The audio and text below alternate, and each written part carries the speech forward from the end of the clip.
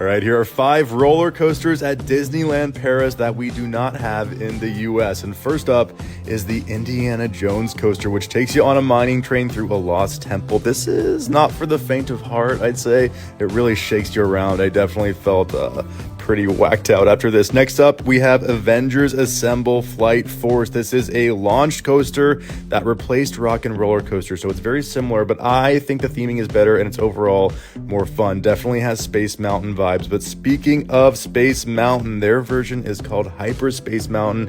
It is Star Wars themed and decidedly way more powerful and exciting than our Space Mountain. Starts with a launch, then goes almost double the speed, plus there are 3 inversions. Now over in their Toy Story Land, they've got RC Racer, which is a steel shuttle coaster that swings you backwards and forwards in a half pipe. This one was definitely more intense than it looks. Also, their Slinky Dog is just like a kiddie carnival spinning ride, so we kind of went on that one. Finally, we've got Crush's Coaster, which is of course Finding Nemo themed. This is exclusive to Disneyland Paris, and the turtle shell ride vehicles do spin while you ride, which makes this pretty fun and unique. Okay, bye.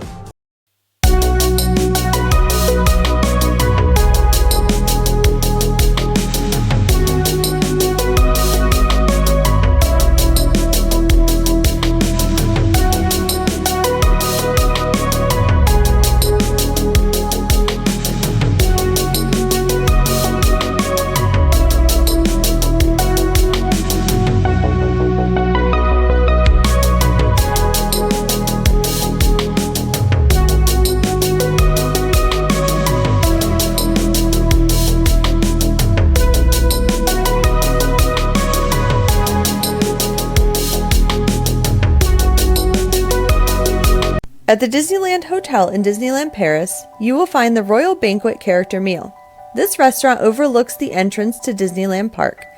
It features a buffet with something for everyone. It has an extensive seafood selection, from smoked salmon and halibut to mussels and langoustines, which are a part of the lobster family. For desserts, they have several royalty-themed treats, but the main reason to book the Royal Banquet is the characters. This day we were graced with the presence of Mickey, Minnie, Pluto, and Goofy. They were dressed in their royal best and spent quite a bit of time with each table. Overall, the food was good, the service was great, and the characters were top-notch.